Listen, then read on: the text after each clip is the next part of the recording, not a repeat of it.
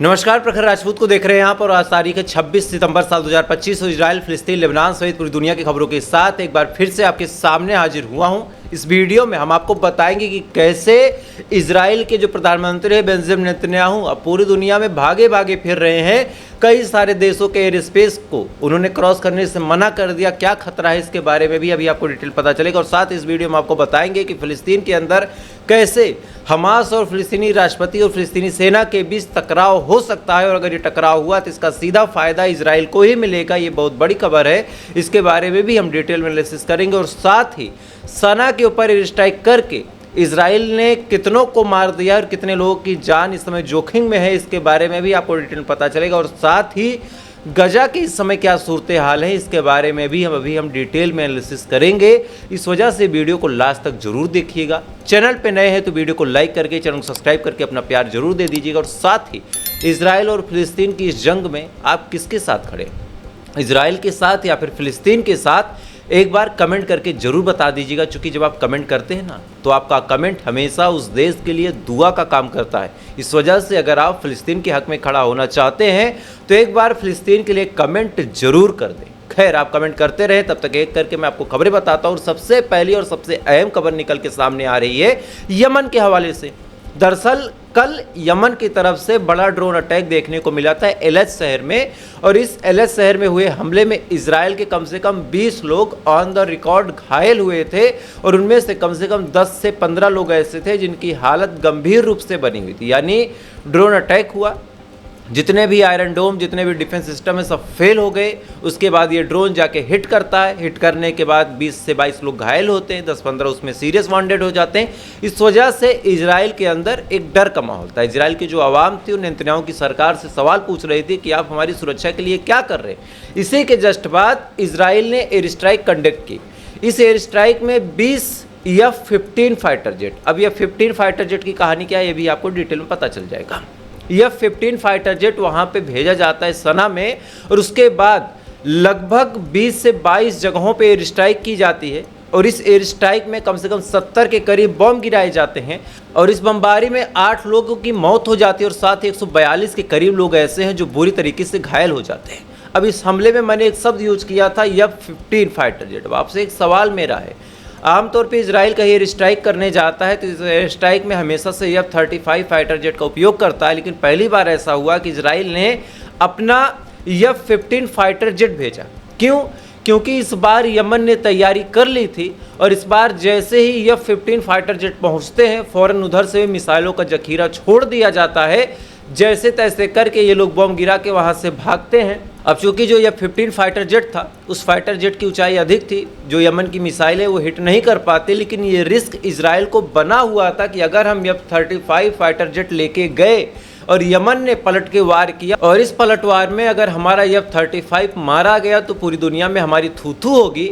ना केवल थू-थू होगी बल्कि पूरी दुनिया ये भी अमेरिका से सवाल पूछेगी कि आपका F-35 एक सिंपल सी मिसाइल हिट में कैसे मारा गया। इस वजह से इजराइल ने इस बार प्रिकॉशन रखा, अपना F-35 नहीं निकाला, ये अपना F-15 ही निकाला और उसको लेके ये जाते हैं बमबारी करने।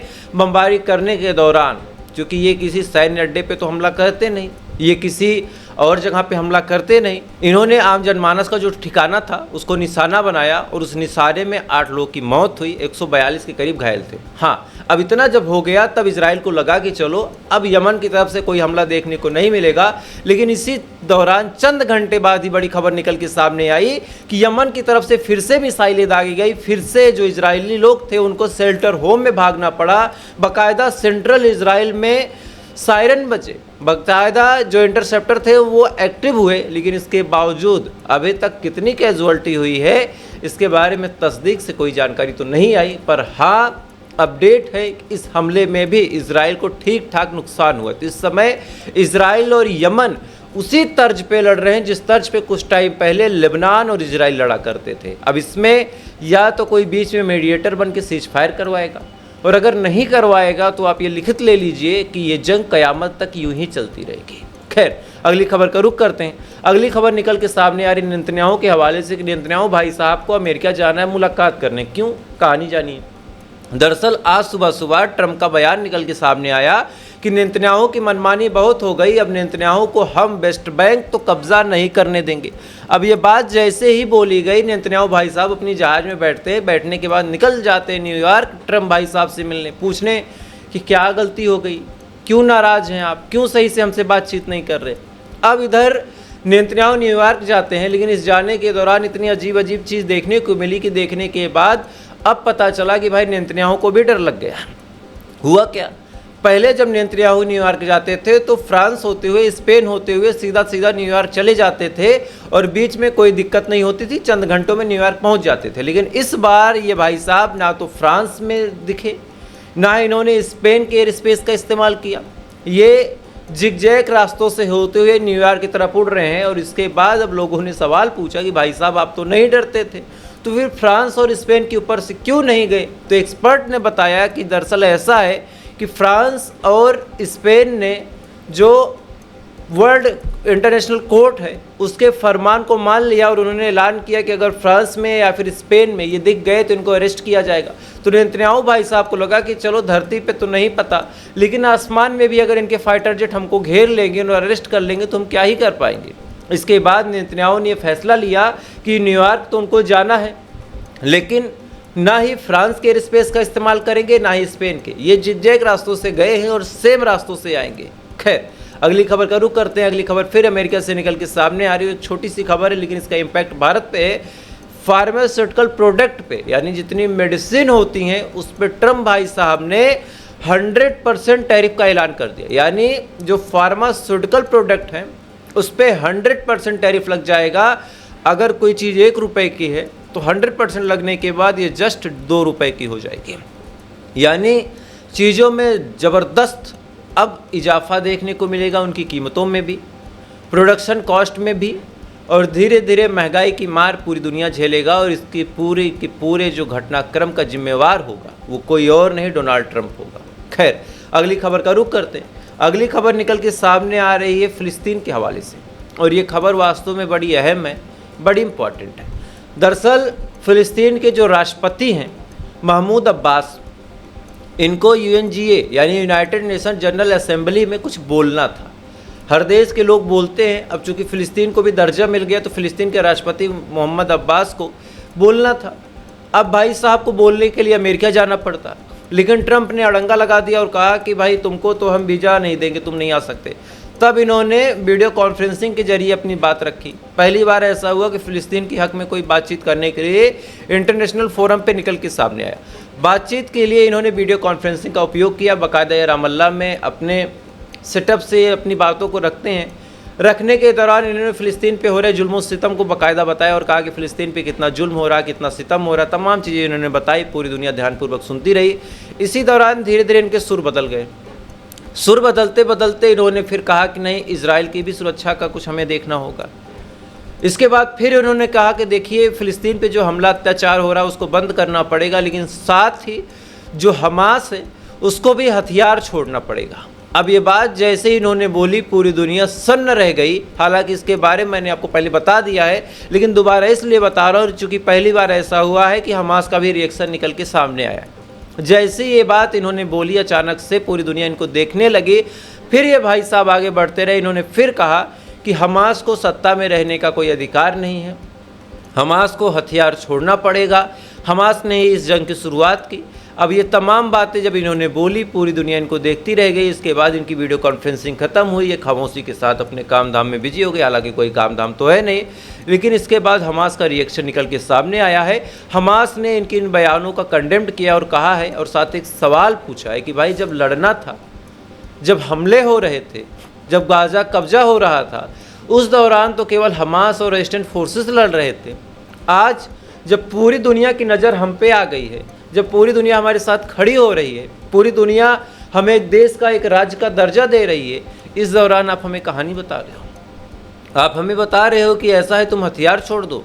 एक बात तुम बताओ, तुम होते कौन हो ये कहने वाले कि हथियार छोड़ दो। यानी अब हमास ने क्या कहा ये अलग मुद्दा है, राष्ट्रपति ने क्या कहा जो महमूद अब्बास है वो भी एक अलग मुद्दा है। लेकिन एक चीज़ आप ध्यान से देखिए, एक आदमी राष्ट्रपति है और एक संगठन है, इसके भी फॉलोअर लाखों में है, इसके भी फॉलोअर लाखों में है, तो आने वाले टाइम में एक चीज़ आप लिखित ले लीजिए कि अब गजा और फ़िलिस्तीन के अंदर ही तकरार पैदा होगी, चूँकि रेजिस्टेंट फोर्सेस का अपना कुछ अलग मानना है, साथ ही इधर जो राष्ट्रपति इनका कुछ अलग मानना है, तो ऐसे हाल में तकरार होगी। कैसे? इसका एग्जाम्पल आप लेबनान में देख लें।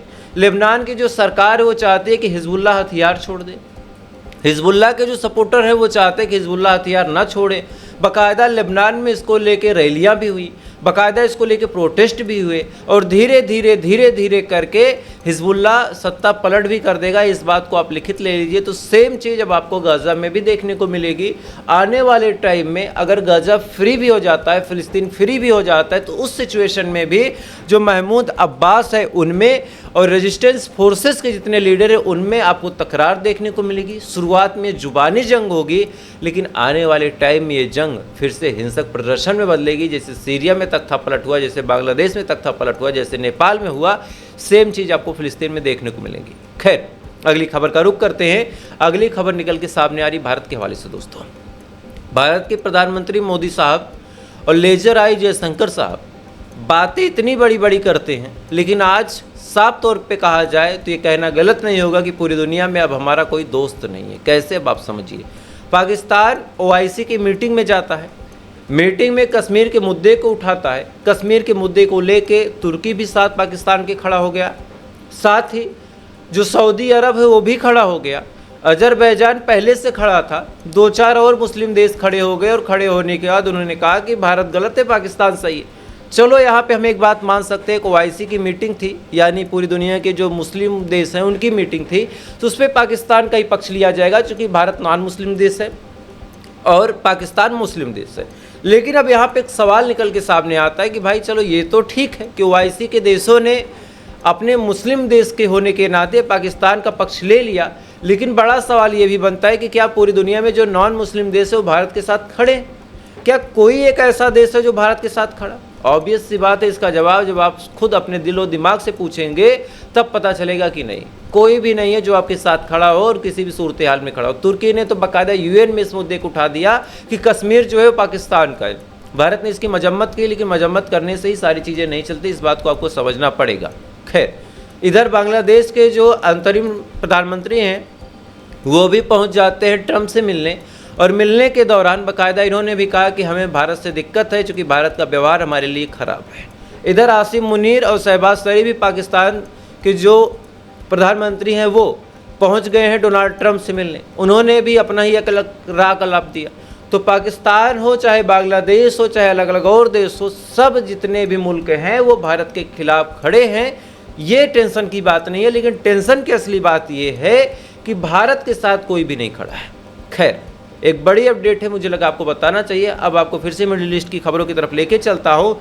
आज गजा के अंदर बड़ी अजीबोगरीब लड़ाई हुई है। इस लड़ाई में कोस्टल एरिया में IDF के सोल्जरों ने, उन सोल्जरों ने जिन्होंने निहत्तों पे हथियार उठाना सीख लिया है, 57 लोगों को मार दिया है। कोस्टल एरिया मतलब समुद्र के किनारे के हिस्से में 57 लोगों को मार दिया है। मारने के बाद जब इनका दिल नहीं भरा तो ये पहुंच जाते हैं हॉस्पिटल्स के एरिया में, और इन्होंने 7 अस्पतालों को भी मार दिया, यानी गिरा दिया, तोड़ दिया, निस्ते नाबूद कर दिया। तो इस समय आप सोचिए कि किस हिसाब की लड़ाई ये भाई साहब लड़ रहे हैं। इनका जोर किसी पे नहीं चलता, ये मजलूमों को मारना चाहते हैं। आप सोचिए 57 कौन थे? ये वही लोग थे जो समुद्र से मछलियाँ पकड़ने गए थे, ये वही थे जो समुद्र के पानी से कुछ अपने बर्तन वर्तन साफ करने गए हो, ये वही लोग होंगे जिन्होंने समुद्र की सीपियाँ और घों को खा के अपनी ज़िंदगी को गुजारा करना सीखा होगा, लेकिन उनको भी मार दिया ताकि गजा के लोगों में दहशत बनी रहे। खैर, दहशत से एक और बड़ी खबर निकल के सामने आ रही है, और ये खबर अमेरिकन वैज्ञानिक की, और इसके बाद अमेरिका के जितने लोग हैं उन सबकी पतलून गीली हो गई है। क्यों? खबर पूरी सुनिए। दरअसल अमेरिकन वैज्ञानिक रशिया के न्यूक्लियर प्लांट को लेकर शोध कर रहे थे, और इस शोध में बड़ा दावा ये किया गया है कि रशिया ने बड़े तौर पे जंग की तैयारी की है, और उसने अपने न्यूक्लियर वेपन ज़मीन पे भी, पानी में भी और हवा में भी इस कदर तैनात कर रखे हैं कि जैसे कभी भी अटैक कर सकता है। यानी न्यूक्लियर वेपन हालांकि आदमी सुरक्षित रखता है, कहीं छुपा के रखता है, लेकिन रशिया ने अपने न्यूक्लियर वेपन को अलग अलग वारहेड पे प्लेस करके रखा है कि बस बटन दबाने की देर है। अब ये बात जब निकल के सामने आई तो अमेरिका अंदर से हिल गया। इधर जेलेंस्की भाई साहब का बयान आ गया कि अगर जंग रुक जाए तो मैं राष्ट्रपति के पद से इस्तीफा देने को तैयार हूँ। यानी एक कहावत है कि बिनय न मानस जलद जड़, गए 3 दिन बीत, बोले राम सकोप तब भय बिन होए न प्रीत। तो कहावत है कि बिना भय के प्रीत नहीं होती। अब जब ये रिपोर्ट निकल के सामने आ गई कि रशिया न्यूक्लियर वार की तैयारी कर रहा, तो भाई साहब सब ये सरेंडर, जमानत, जंग विराम सब करने लगे। इससे एक बात पता चलती है कि अगर आपके पास ताकत है तभी आपको पूरी दुनिया पूछेगी, नहीं तो नहीं पूछेगी। सेम चीज़ है, उसी रशिया के खिलाफ कभी नाटो उतरता था, कभी कोई और उतरता था, लेकिन इस रिपोर्ट के बाद हर कोई खामोश है। खैर, सना में क्या रिपोर्ट्स और किस हिसाब से हमले हुए हैं उसके विजुअल्स भी आ गए हैं, तो मैं प्रयास करूंगा कि आपको एक बार वो वीडियो भी दिखा दूं, उसके बाद फिर इस वीडियो को समाप्त करूंगा।